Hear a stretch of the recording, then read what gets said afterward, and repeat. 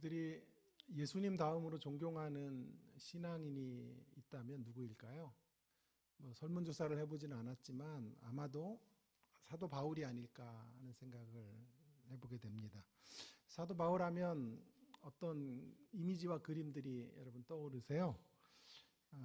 복음의 사람으로 전도하는 모습, 또 충만한 기도에 붙들려 있는 바울의 그림들, 가는 곳곳마다 병자들을 고치는 치유의 통로가 되는 사도 바울의 모습들, 또 빌립보 감옥 같은 데 잡혀가도 찬송을 부르는 그 당당한 신앙인의 어떤 자태들, 이런 것들이 생각이 나지 않습니까? 주로 이런 사도 바울에 대한 그림들은 성경에 이제 제대로 잘 소개되어져 있는데요.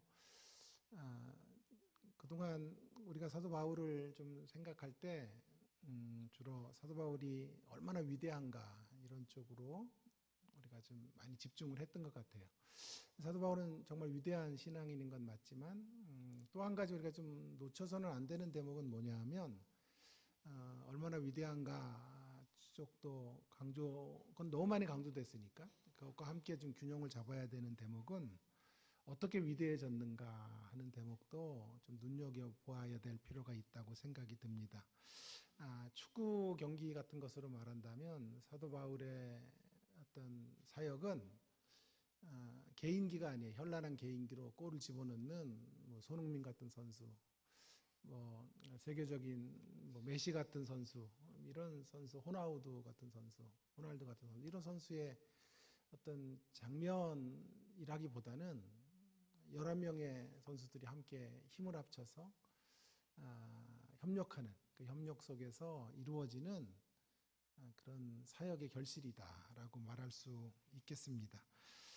오늘 우리가 읽은 이 본문에 바로 그런 이야기를 해주고 있는데요. 사도 바울이 그 홀로 위대해진 것이 아니다. 그의 사역의 현장 가운데 수많은 협력자들과 그와 함께 사역의 현장 가운데 눈물을 흘리고 또 땀을 흘리고 자신의 생애를 같이 드렸던 사람들의 그런 수고를 통해서 사도 바울이 사도 바울 될 수 있었다라고 하는 것을 오늘 본문은 말해주고 있다고 생각합니다. 여러분, 디모데 후서는 사도 바울의 마지막 임종 직전에 쓴 유언서와도 같은 그런 책입니다.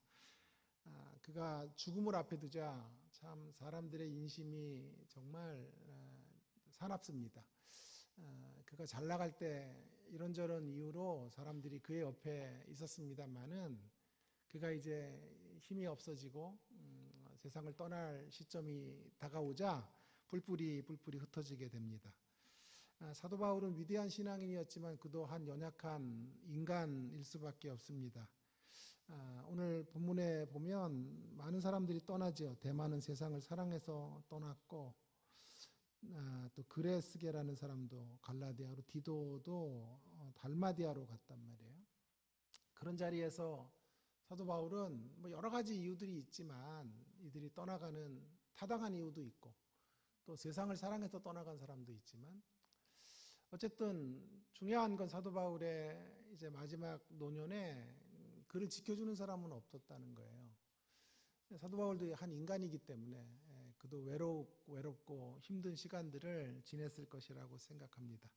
그래서 바울이 말합니다. 디모데가 보고 싶다고 말합니다.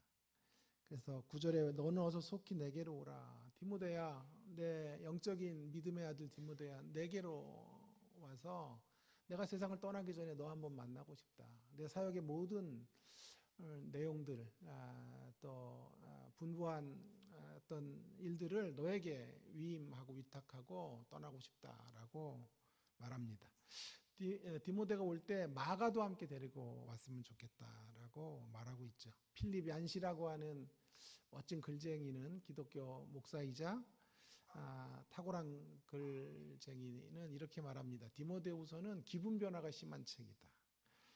때로 바울은 자신의 연약함을 드러내기도 하고 또 자신의 두려움과 고독을 나타내기도 한다라고 말하고 있습니다. 오늘 본문이 그런 내용이죠.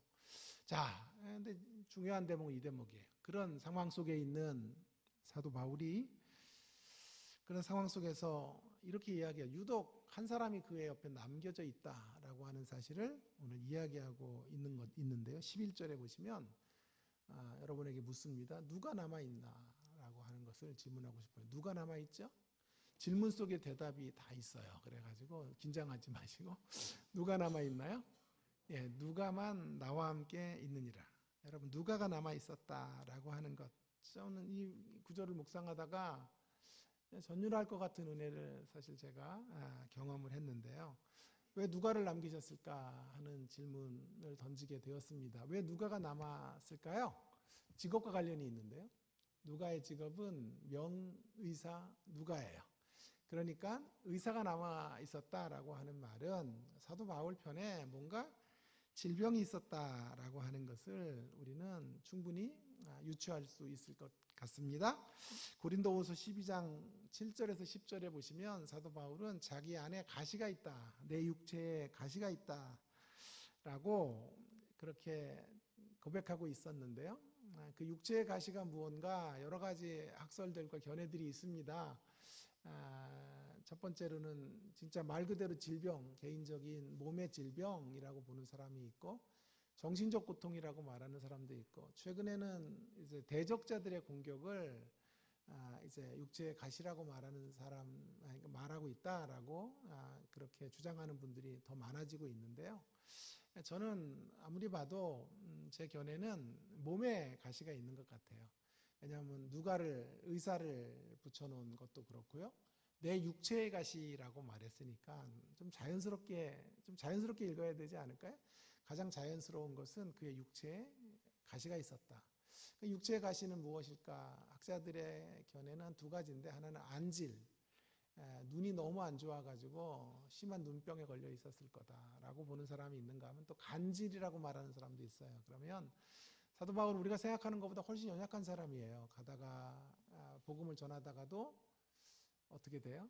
간질이 발작을 일으키면 거품을 물고 쓰러져 도움을 받아야 돼. 그때 누가가 달려와서 그를 응급조치해주고 그를 다시 원기를 회복시켜주는 그런 일들을 끝까지 감당하게 되었다라고 말할 수 있겠습니다. 자, 저는 여기서 질문 하나를 여러분에게 좀 던지고 싶은데요. 이런 질문입니다. 여러분, 왜 하나님께서는 이런 방식으로 일하셨을까 하는 게 매우 흥미로운 대목입니다. 자, 그러니까 사도 바울은 자신의 가시를 위해서 3번 기도했단 말이에요. 3번. 3번 기도했다니까 겨우 3번 기도했나 그렇게 생각하시면 안 되고, 3번이라는 것이 어떤 뜻이냐 하면 온전수예요. 충만하게. 우리에도 그런 말 있잖아요. 1번, 2번, 3번까지는 되는 거거든요. 그러니까 기도의 분량이 찰 때까지 기도했다는 뜻이에요. 그럼에도 불구하고 주님의 대답은 네 은혜가 너에게 족하다, 그렇게 말씀하셨단 말이에요. 그러니까 보세요. 사도 바울은 다른 이들의 질병을 고칠 수 있는 신유의 은사를 가진 사람이에요. 그래서 정작 자신의 질병은 못 고쳐요. 하나님이 그의 질병에 대해서는 뭐라고 말씀하셔요? 은혜가 네게 족하다라고 말씀하시고, 그를 통해서는 다른 사람들의 질병을 고칠 수 있게 하신 거란 말이에요. 제조는 아니죠. 자, 그래서 여러분, 저는 거꾸로 가야 되지 않을까 싶은데요. 다른 사람의 질병을 못 고치더라도 사도 바울의 질병은 고쳐주시고 사역을 좀 자유롭게 하셔야 될 것 같은데, 하나님이 분명히 사도 바울을 통해 다른 사람의 질병을 고칠 정도로 강력한 은사를 주셨다면 사도 바울의 질병 정도는 넉넉히 고치실 수 있는 분이신 것이 분명하죠. 예? 분명하신데, 그럼에도 불구하고 지금 하나님이 선택하신 방법이 참 신묘막측하다고 할 수 있는데요. 참 오묘한데요. 어떤 방식이냐 하면 사도 바울에게 질병을 평생 가시를 놔둔 채 누가를 붙이는 방식으로 함께 일하게 하시고 함께 사역하게 하셨다라고 하는 것입니다. 여러분, 저는 여기서 여러분에게 질문을 좀 던져보고 싶은 거예요. 여러분, 어떤 방식이 인간적으로 볼 때 간단한 방법인가 여러분에게 묻고 싶습니다. 여러분, 어떤 방식이 간단한 방식입니까? 사도 바울을 울트라 슈퍼파워 그에게 주셔서 초자연적인 능력 주시고 강건함 주시고 뭐 2, 3일 밤을 새도 끄떡없는 건강 주셔서 예? 일당백의 능력을 갖게 하셔서 일하게 하시는 게 간편합니까? 아니면 사도 바울의 이게 1번이에요 그게? 아니면 2번은 사도 바울에게 연약을 주시고 아픔을 주시고 상처를 주시고 회복될 수 없는 어떤 그 트라우마 같은 걸 주시고 가시를 허락하시고 그 옆에 그를 도울 수 있는 한 사람 누가를 붙여서 일하게 하는 방법이 간단합니까? 1번일까요? 2번일까요? 예. 이쪽은 또 왜 대답도 없어요? 1번이에요? 2번이에요? 손을 들고 싶은데 또 손을 들었다가 또 틀리면은 또 여러분이 또 교회에서 시험 들고 또 갈 것 같아서 다른 교회에서는 손을 들고 막 그랬는데 시험 들더라고요. 또 교육자들 따라서 들다가 또 틀리고 이래가지고 시험 들어가지고 그렇게는 안 될 것 같고 제가 결정적 힌트를 좀 한번 드려볼게요. 빌리 그레암 목사님이라는 분이 계세요. 성자지요, 그분은. 정말 그분은 한 생애 동안 사역하는 동안 스캔들이 없었어요. 불협화음이 하나도 없을 정도로 사역을 그렇게 아름답게 마치셨던 분. 20세기에 어쩌면 우리 시대에 가장 뛰어난 복음 전도자가 아닐까 하는 생각을 하는데, 그래서 오늘 사모님에게 물었대잖아요. 기자가 이런 성자와 사시니까 얼마나 행복하십니까? 이혼하고 싶은 생각 없으셨지요? 그랬더니 사모님이 눈을 껌뻑껌뻑 하시면서 그러셨대잖아요. 예, 이혼하고 싶은 생각은 한 번도 없었는데 총으로 쏘고 싶은 생각은 수두룩하게 했습니다. 이렇게 말씀했다 하잖아요. 여러분, 성자랑 사는 것도 거추장스러운 거예요. 성자랑 사는 것도 힘든 거예요. 겉으로 보기에 성자지만요, 가정 안에서 성자이기가 참 어렵고요. 또 사역의 짐과 여러 가지 이런 수고들이 있기 때문에 늘 좋은 낫으로 그렇게 부부의 삶을 영위해 간다는 게 말처럼 쉬운 일은 결코 아니죠. 여러분 다 살아보셔서 알잖아요. 그죠? 자, 이거 결정적 힌트가 되겠습니다. 둘이 부부래도 함께 마음 맞추기 거추장스럽고 복잡하고 어렵다. 이제 답이 다 나왔죠? 뭐가 더 간단합니까? 응용 문제입니다. 뭐가 더 간단합니까? 사도 바울에게 정말 울트라 슈퍼파워 주셔가지고 일당 100, 1000을 감당할 수 있는 능력 주셔서 마음껏 그의 사역을 감당하게 하는 게 간단합니까? 아니면 그의 질병과 가시를 두시고 가시를 채울 수 있는, 메꿀 수 있는 또 한 사람을 주시는 게 간단합니까? 예. 저쪽에 또 한 사람 2번이라 그러네. 참 환장해.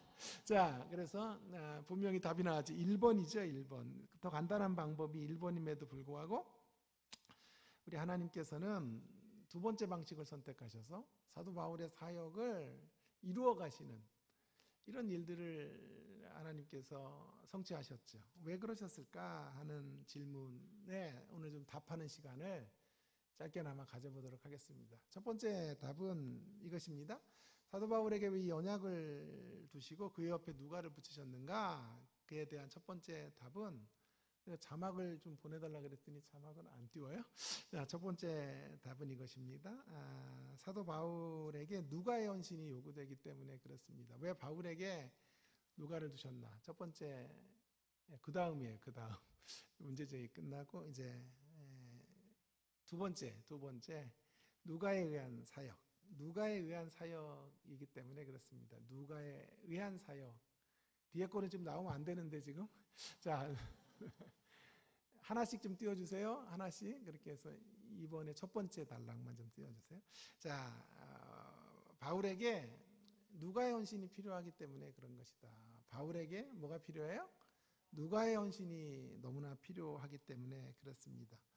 사도 바울에게 누가를 붙이신 방법은 사도 바울을 통해 하나님이 이루시려는 게 그리스도의 몸이에요. 몸. 그리스도의 몸의 사역을 펼쳐 가시는 건데요.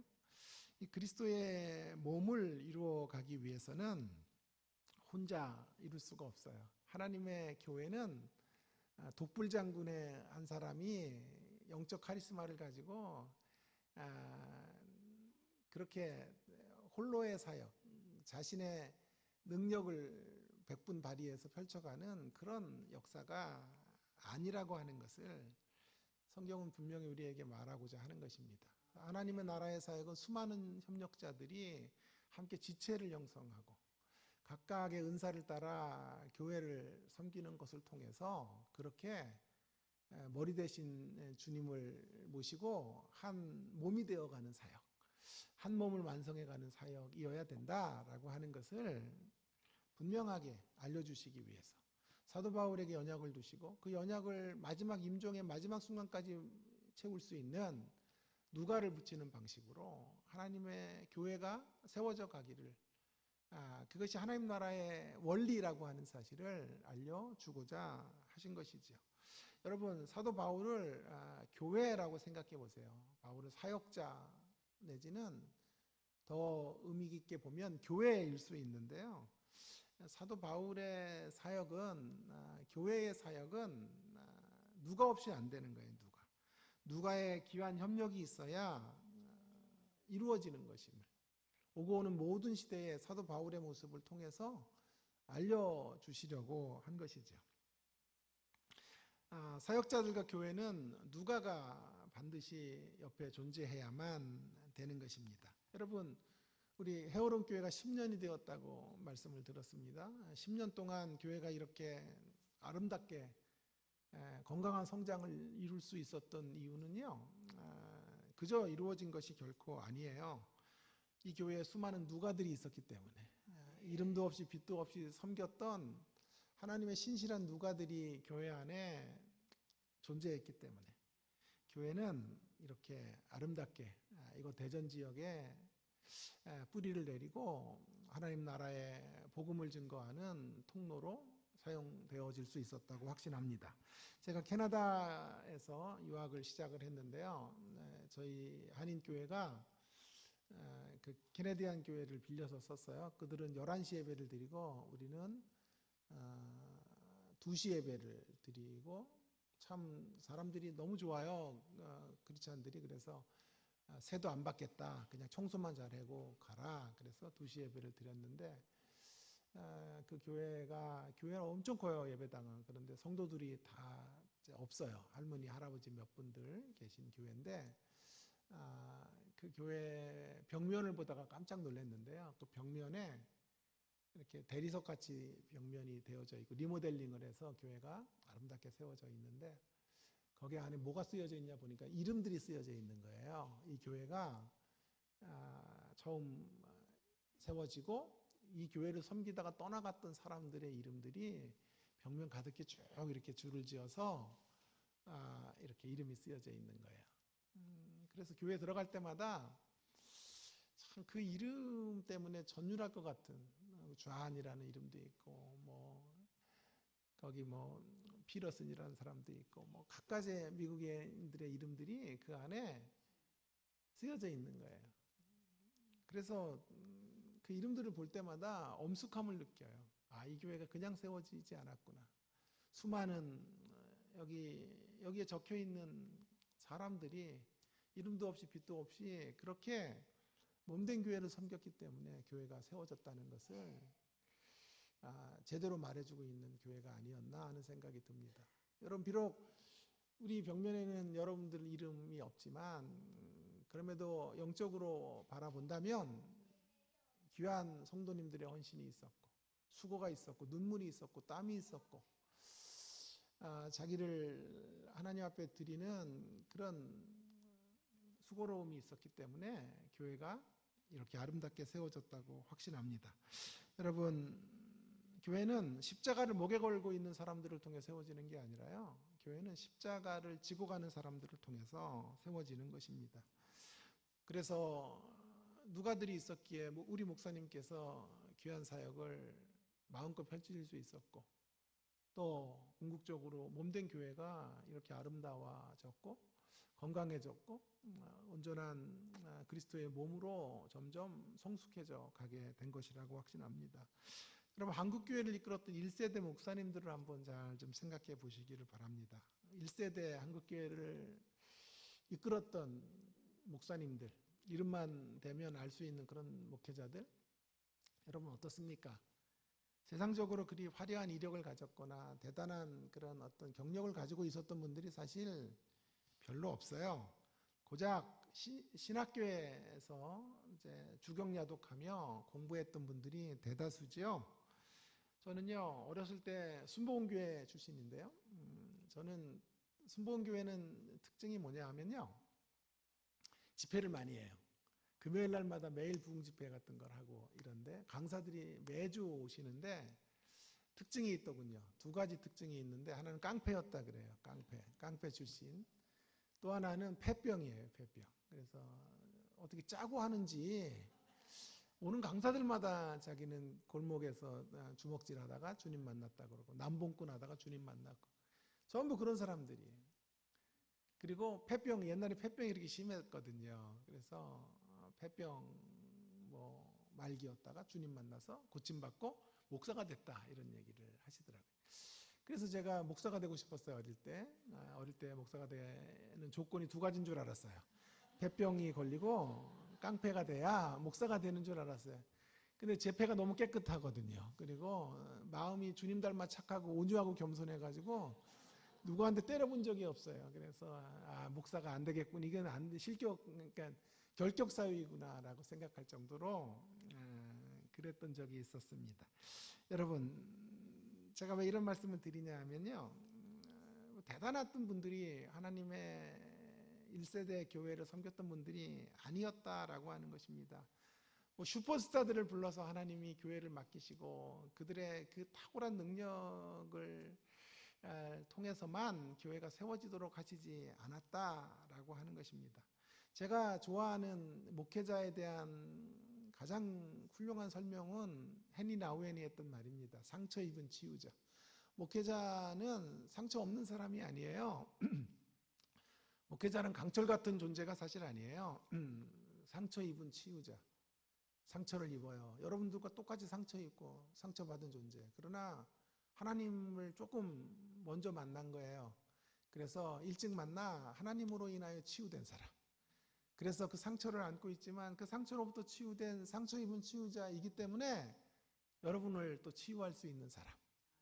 그런 사람이 목회자라고 생각합니다. 교회가 역시 마찬가지. 상처 없는 교회가 있나요? 문제 없는 교회 있나요? 다 상처를 안고 있지만 그러나 그 상처 속에서 주님이 위로해 주시고 임재해 주시는 놀라운 역사들을 경험한 사람들, 그 사람들의 모임이 교회인 줄로 믿습니다. 그 교회가 헤어롬 교회인 줄 믿습니다. 그래서 우리는 또 상처 입은 치유자들로 세상을 고치고 회복시키는 사람들로 설 수 있게 하는 거죠. 어느 분이 이런 얘기를 하는데 제가 정말 공감을 했어요. 약한 나를 강하게 하신다라고 흔히 말하지만 그 말은 좀 어폐가 있다는 거죠. 약해지는 우리가 강해지는 게 아니에요, 여러분. 여러분 연세가 드시면서 더 강해지든가요? 아니요. 점점 눈도 안 보이고 허리도 구부정해지고 앉았다 일어나면 아이고 일어나 소리를 치면서 일어나고 지하철에서 자리 나면 그냥 잽싸게 달려가서 그 자리를 사수하려고 몸부림을 치고 다 그런 우리들의 모습들 하루가 다르게 체력이 빠지고 겉사람이 부패해져 가요. 그죠? 겉사람이 점점 죽음을 향해 달려가는 거예요. 그래서 약한 나를 강하게 하시는 것이 아니다라고 그분은 말하면서 약한 분들을 강하게 해주시는 것이 하나님의 일하심의 모습이 아니라 하나님은 어떻게 일하시냐 하면 우리의 강함이 되시는 것으로 강함이 되어주시는 것으로 약한 우리가 강해져서 일하는 게 아니고요.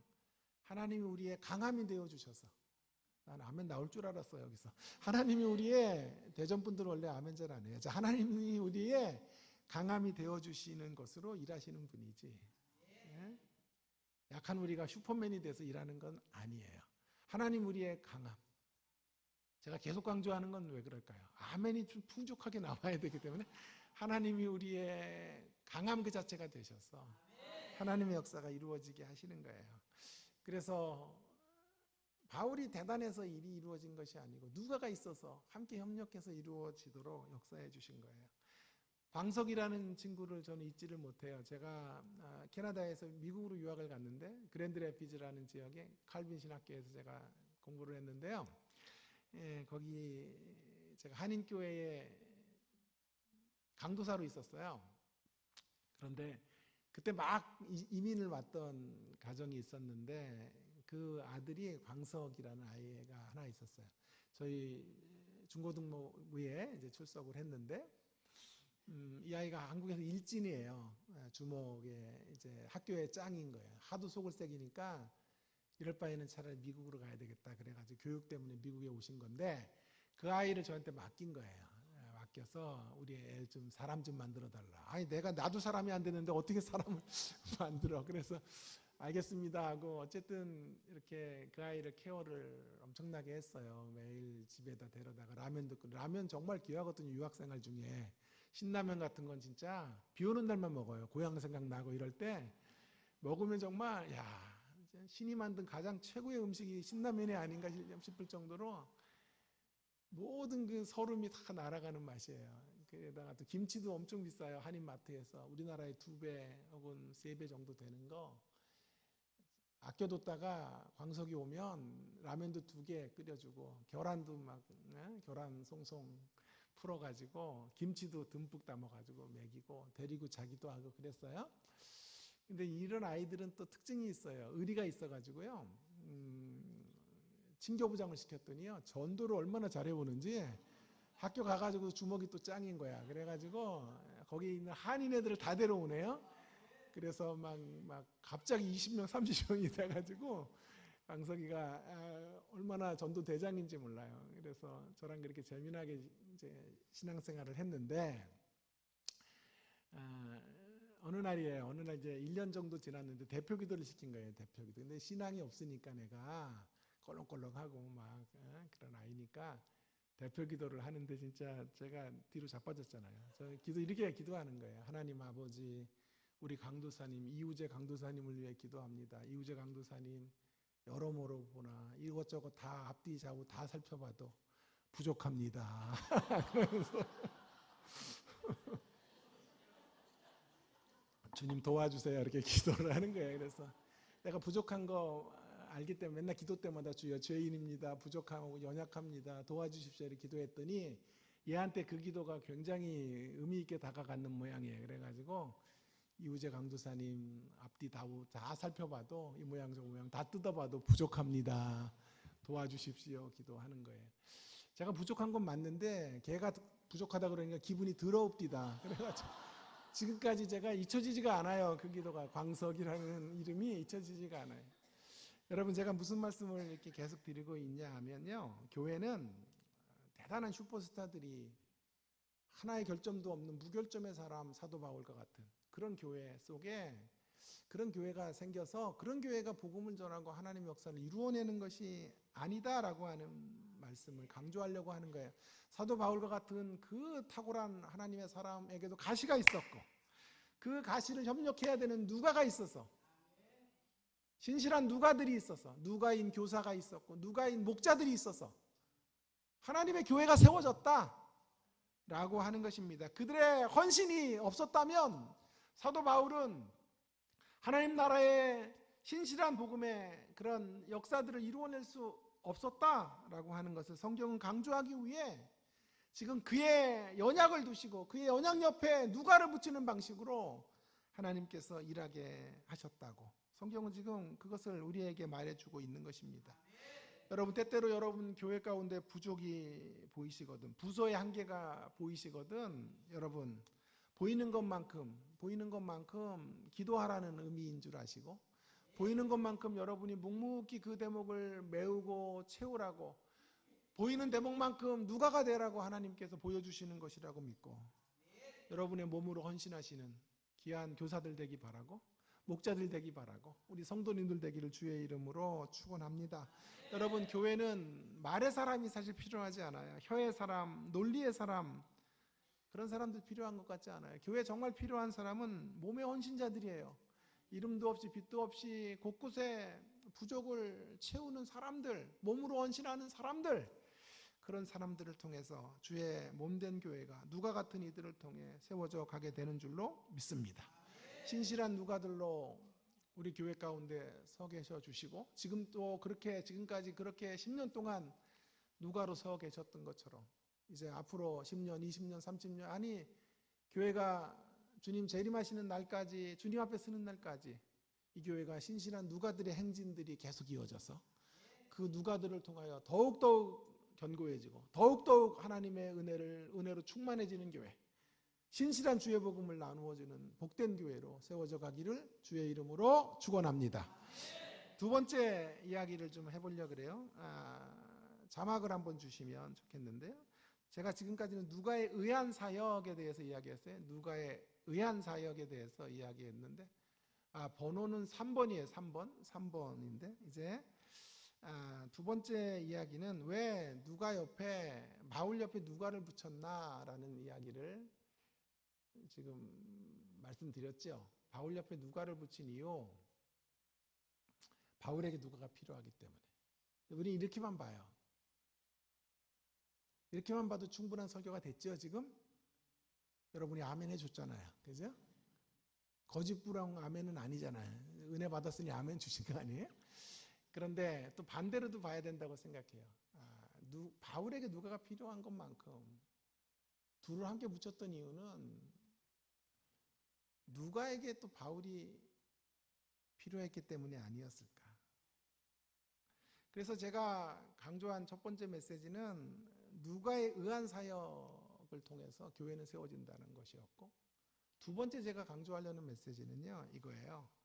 누가를 위한 사역을 통하여 하나님은 누가를 위한 사역이 되도록 하시기 위하여 누가를 바울이라는 사역자 교회 가운데 허락해 주셨다 라고 하는 게 두 번째 답이 되겠습니다. 여러분, 제가 지금 강조하려는 것은 뭐냐 하면 신실한 누가가 되는 것에 대한 피해의식을 갖지 말자라는 말씀을 드리고 싶어요. 여러분, 전 이상해요. 이렇게 목회를 안 하고 신학교에 있고 강의를 하기 때문에요. 제가 제일 많이 하는 설교가 뭘까요? 헌신에 대한 설교예요. 헌신에 대한 설교. 제 연장 맨날 헌신 예배만 불러. 그러니까 헌신의 레파토리가 많아야 돼요. 근데 제가 24년째 교수 생활을 하는데 깜짝 놀라셨죠? 나이가 지금 뭐 30대 중반 같은데 24년 했으니까 어떻게 되는 거예요? 나이가? 제가 16살이 교수가 돼가지고요. 지금 24년 됐어요. 또 그걸 또 믿으시면 안 되고 어쨌든 24년 교수 생활을 하면서 제가 초창기에 교회를 다니면서 헌신 예배를 했을 때 열기와 지금 헌신 예배를 이끌 때 열기는 다르더라고요. 그리고 굉장히 성도들이 헌신 예배를 드리면 인상을 쓰는 경우들이 많아요. 왜냐하면 또 이상한 강사 하나 세워가지고 또 죽도록 헌신해라 그러고 헌금 내라 그러고 또 뭐 사역에 몰입해라 이런 얘기 하겠구나. 담임 목사님이 레퍼토리가 없으니까 강사들 세워서 그 일 시키는구나. 이런 생각을 하는 것 같아요. 그러니까 많은 성도들이 갖고 있는 마음속에 이제 이런 하나님의 교회를 향해서 목자가 되고 교사가 되고 재직이 되고 헌신을 하는 것에 대한 피해의식이 있어요. 피해의식. 누가됨에 대한 피해의식이 있다니까요. 왜 나는 누가로 살아야 되나? 나는 왜 내가 있는 시간을 하나님께 드리고 내가 있는 물질을 하나님께 드리면서도 좋은 소리 못 듣고, 그죠? 헌신하면서도 오해받고 얼마나 교회 일하면서 내가 뜻하지 않게 사람들에게 질타가 되는 경우도 있고 뜻하지 않는 오해로 상처를 받을 때가 한두 번이 아니잖아요? 아니지 않습니까? 그죠? 그래서 이 헌신의 이야기가 사실은 그리 즐겁지 않은 이야기가 되어버린 지 오래입니다. 그래서 제가 고민하고 있는데 주께서 저에게 이런 부분들을 열어주시더라고요.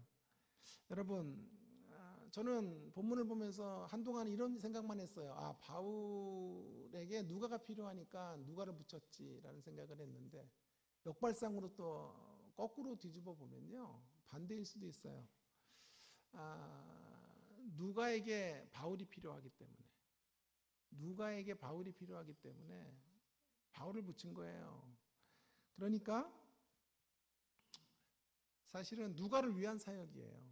누가에 의한 사역이 첫 번째 교훈이라면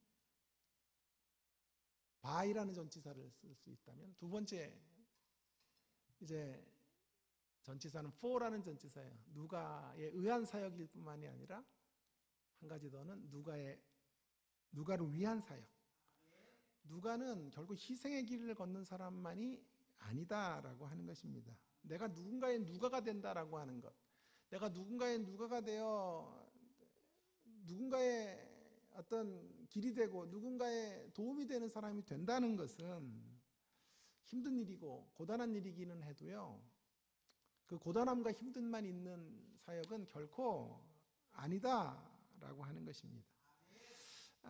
그 일은 사실은 내가 가장 복되게 되는 길이고 내가 가장 영광스럽게 되는 길이고 내가 가치와 의미로 피어오를 수 있는 길이 될 수 있는 것이다 라고 하는 것입니다.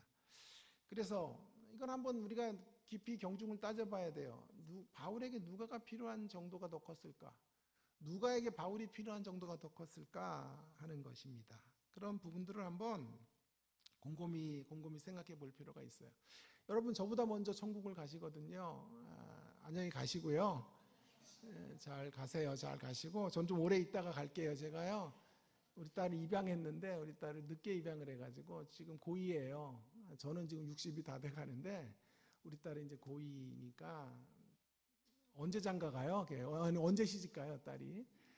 그리고 애 낳고 그러면 저는 너무 늙으니까 저는 길게 오래 살아야 돼요. 가늘고 길게 오래 여러분 안녕히 가시고요. 가시거든 예수님 만나셔야 돼요. 예수님 만나가지고 또 이렇게 얘기하면 안 돼요. 어느 이병욱 교수인가가 얘기하되 어떤 사람들도 예수님 만나서 또 그런데요. 말씀 많이 들었습니다, 예수님. 말씀 많이 들었다 그러면 안 돼. 예수님한테 예수님 날마다 만나고 저기서 경험하고 살아가야 되기 때문에 그날 가가지고 당신이 예수님이에요? 그러고 이렇게 만나면 안 되고 어쨌든 예수님도 만나야 되고요. 누구도 만나야 되고 누가를 꼭 만나보세요. 그리고 물어보세요. 제 설교를 기억하시고 꼭 물어봐 주세요. 사도 바울 옆에서 수고하느냐 얼마나 고생이 많았습니까? 얼마나 노고가 컸습니까? 라고 물으면 뭐라고 답할지 누가는 아마 제가 예상하기로는 손사래를 치면서 말할 거예요. 제가 바울 선생님에게 뭘 해드린 것보다 제가 바울에게 받아 누린 게 더 큽니다. 제 인생의 가장 큰 축복은 주님을 만난 것이고 그 다음 축복은 사도 바울을 만난 것입니다. 사도 바울을 통하여 믿음의 선한 싸움을 끝까지 싸우는 법을 저는 배우게 되었습니다. 그렇게 우리 가운데 말해줄 거예요. 여러분 저는 2008년도에 우리 딸을 가슴으로 낳았는데요. 2008년 7월 23일 우리 가정에 6월 8일에 태어난 딸이 7월 23일에 저희 가정에 왔어요. 그 가슴으로 낳는 일이라는 게 참 신비로운 경험이더군요. 정말 놀라운 은혜. 우리 딸이 우리 가정에 들어오는 날부터 복을 받기 시작한 것 같아요. 그래서 하나님께서 별거 아닌 것 저희가 했는데 하나님 너무 기쁘셨는지 그때부터 가난했던 우리의 삶도 펼쳐주시고 그때부터 또 제가 학교에서 승승장구하게 하시고 전부 이제 우리 딸이 와서 이루어진 일인데 많은 분들이 저한테 얘기해요. 우리 딸에게 얘기하더라고요. 준하는 복이 많다고. 이름이 준하거든. 주님의 나무인데 준하는 복이 많다 그래요. 왜냐하면 목사 집안에 그래도 이방간 아이들이 제일 행복하대요. 우리 목사잖아요. 그런데다가 제가 또 교수예요. 와이프도 종신대학교 교수예요. 목사인데 교수라.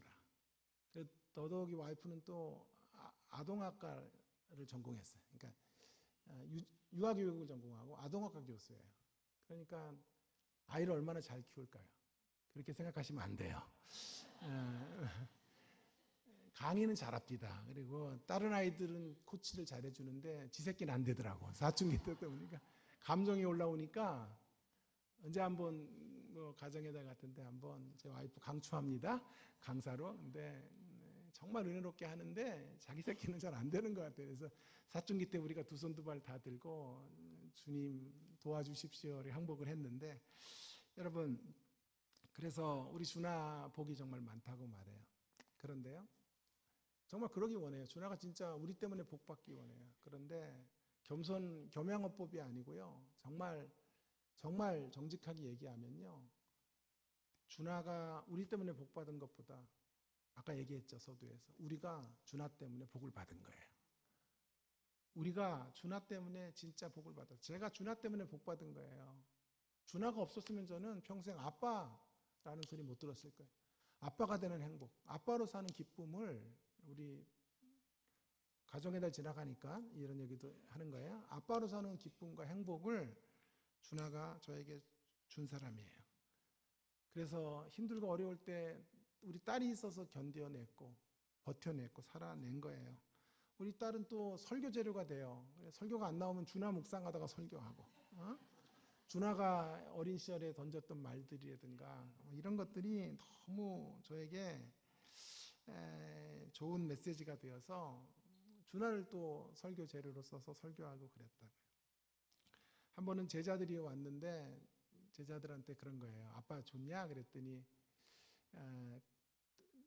그때 내가 맨날 우리 딸 요 녀석이 말 안 듣더라고요. 4살 막 5살 되니까 요 녀석 그랬더니 아빠 좋냐 그랬더니 제자들한테 그런 거예요. 우리 아빠 참 좋은 녀석이에요. 그래가지고 그날 좋은 녀석 아빠래. 또 설교도 제가 하고 설교 재료가 되고 얼마나 딸이 저에게 행복을 주는지 몰라요. 여러분, 그래서 딸이 우리 때문에 혜택을 본 게 아니라 우리가 딸 때문에 복을 받은 거예요. 저의 이야기만이 아니라 여러분의 이야기예요. 여러분의 이야기. 여러분의 가정의 이야기예요. 자녀들이 이렇게 좋은 부모님들 주일에 와서 이렇게 예배하고 이렇게 교회를 섬기시는 이런 모습들, 자녀들 복 받은 거예요. 여러분 신앙의 부모 만난 자녀들 복 받은 거예요. 그렇다고 또 집에 돌아가서 이러면 안 돼요. 니그들아 복 받은 줄 알아 이것들아. 수구리. 그리고 절대 그렇게 하면 절대 안 돼요. 여러분, 자녀들이 여러분 때문에 복 받은 게 맞지만 여러분도 자녀들 때문에 복 받은 거예요. 귀한 자녀들이 있어서 여러분의 삶이 여기까지 지탱되어 온 것이고 힘들고 어려운 날들 자녀들 키우고 싶어서 반듯하게 키워내려는 모습으로 사명감 가지고 달려오시면서 주의 은혜를 자녀들 때문에 얼마나 많이 누리셨습니까? 그래서 사실은 여러분이 자녀들에게 유익을 끼친 것만큼 자녀들이 또한 여러분들에게 복이 되어 준 거죠. 바울이 아까 제가 사역자 내지는 교회라고 했어요. 교회를 섬기는 성도들이라고 제가 말씀드렸어요. 교회는 여러분의 수고 없이는 절대로 세워질 수 없어요. 여러분의 헌신 없이는 교회는 만들어질 수 없어요. 그러나 추워라도 이렇게 생각하지는 말기 바랍니다. 내가 이 교회 없으면 어떻게 되나 보자. 내가 성가대 지휘 안 하면 어떻게 되나 보자. 내가 교사 때려치면 어떻게 되나 보자. 그런 생각은 추워도 하지 않게 되기를 간절히 바랍니다. 여러분이 없으면 하나님은 돌들이 또 소리 지르게도 하실 수 있어요. 돌들을 들어서 소리 지르게 하실 수 있는 하나님. 만약 여러분이 없어서 교회가 무너지면 그 교회는 무너져야 돼요. 사람 위에 세워진 교회이기 때문에. 교회는 주님 위에 세워져 건설되어져 가는 하나님의 공동체인 줄로 믿습니다. 우리가 있고 없음에 상관없이 교회는 주님의 교회이기 때문에 어떠한 경우에도 아름답게 세워져야 하고 세워지게 될 것입니다. 그런데 우리를 부르신 거예요. 왜요? 왜 우리를 불렀을까요? 교회를 위해 헌신하는 죽도록 수고만 하라가 아니라 그것이 우리 인생의 가장 큰 복이 되고 유익이 되고 행복이 되고 기쁨이 되고 보람이 되기 때문에 주께서 우리를 불러주시고 귀한 교회의 사역을 맡겨주신 것이라고 확신합니다. 여러분, 전 힘든 시절 교회 때문에 살아온 사람이에요. 저는 어떻게 교수가 되었을까요? 우둔한 머리를 갖고 그렇게 명석하지도 않아요. 그죠? 벌써 설교학 교수라는데 반응 보세요. 괜찮잖아요. 자, 그러니까 대단한 설교자가 아니에요. 얼마나 학창 시절이 힘들었냐 하면 부모님들이 너무 갈등이 많아가지고 싸우고 아버지는 늘 어머님에게 폭력을 가하고 하셔서 정말 살기가 싫었고 그래서 여러분 잠실에 가면 석촌호수라는 데가 있어요. 아세요? 롯데월드 옆에 석촌호수가 있는데 거기 제가 겨울에 2번이나 뛰어들었어요. 죽으려고. 고1 때. 근데 얼어가지고 튕겨져 나와가지고 그래서 제가 살았는데요. 그만큼 힘든 시간을 지났는데 교회 때문에 살 수 있었어요. 교회. 그래도 그런 어려운 시간에 교회 가면 행복했고 전도사님이 늘 나를 아껴줬고 우리 교사 선생님이 얼마나 나를 사랑해줬는지 몰라요. 격려해주고 위로해주고 그래서 살아온 거예요. 그래서 교회 안에 머물러 있다가 신학을 했고 또 와이프랑 결혼하는 조건을 장인이 유학 가는 걸 조건으로 걸더라고요. 그래서 결혼하고 싶어서 유학 가겠다 그런 거예요. 유학 갔다가 다른 여자들은 전부 남편 뒷바라지하고 그러는데 제 와이프는 또 지 공부가 또 은사라네. 그래가지고 자기부터 학비 내라 그래가지고 그래 해라 그래가지고 같이 공부했어요. 죽는 줄 알았어요. 그래서 눈도 이렇게 작아진 거예요 그때. 이런 눈이 아니었는데 계속 고생하니까 제가 7월에도 좀 올 건데요. 올 때마다 안경 한 번씩 벗을 테니까요. 그러려니 하세요. 예, 그러려니 하세요. 여러분, 그래서 둘이 교수가 되는 은혜를 누리게 된 거예요. 교회가 얼마나 소중한 곳인지 몰라요. 교회 때문에 살아온 것이에요. 교회 때문에. 저만 그렇지 않아요. 여러분 모두가 그래요. 교회 때문에 여러분 여기까지 오신 것이고 교회 때문에 우리 자녀들을 키워낼 수 있었던 거죠. 그런데 안타깝게도 이 생명의 근원과 같은 우리의 영적인 어떤 젖줄과 같은 교회가 지금 역사의 비탈길로 곤두박질 치고 있어요. 한국교회가 금이 가는 소리들이 쩍쩍 갈라지는 소리들이 곳곳에서 들리고 있어요. 세상의 손가락질의 대상이 되어버린 교회의 모습들을 보게 됩니다. 여러분, 우리 다시 잃어버린 교회 사랑 회복해야 돼요. 우리 선배들이 가졌던 그 교회를 향한 순수한 열정과 아름다운 헌신의 모습들 우리들의 것이 되기 위해 사모하시고 그 길을 달려가셔야 된다고 생각합니다. 우리 선배들 어떻게 교회 섬겼어요? 시간이 지났네. 이제 마쳐야 되겠네. 자, 서울에서 2시간 반 타고 왔으니까 조금만 더 할게요. 2분만 더 할게요. 인상 좀 쓰지 마시고 그러면 7월에 못 와요. 저 인상 쓰면. 자, 그래 어쨌든 여러분 우리 선배들 어떻게 교회 섬겼어요? 옛날에는 이 제단이 높았죠. 되게 높았고 강대상 그 엄청 높아요. 그 가운데 그죠? 그 중앙에 있었고 뒤에 옥황상제 의자 같은 거 한 3개 이렇게 놔두고 아무나 못 앉아. 거기 아무나 못 앉아요. 그죠? 여자들 올라가면 천벌 받아. 아 정말 아이들 올라가면 막 부모들이 야단치고 막 교사들이 막 너 재앙 받으려고 지금 작정했냐 막 그러고. 저도 강대상 장난치러 올라갔다가 부모님한테 얼마나 혼난 기억이 나요. 예? 근데 우리 믿음의 선배들 이런 얘기하면서 이런 관점 들어보셨어요? 이 강대상 닦다가 복 받은 이야기. 강대상 주님의 몸이라고 생각하고 강대상 주님이라고 생각한 거야. 그래가지고 권사님 한 분이 걸레 가지고 들어가서 강대상 닦다가요 찢어지게 가난한 집에서 애들 다 박사 만들고 의사 만들고 목사 만들었던 이야기. 아무나 못 올라가요. 1등 권사님 올라가는 거야. 그래가지고 유일하게 그분만 이건 닦아요. 10년 닦다가 복 받은 이야기. 그리고요 은퇴할 때 그 걸레 아무한테 안 넘겨요.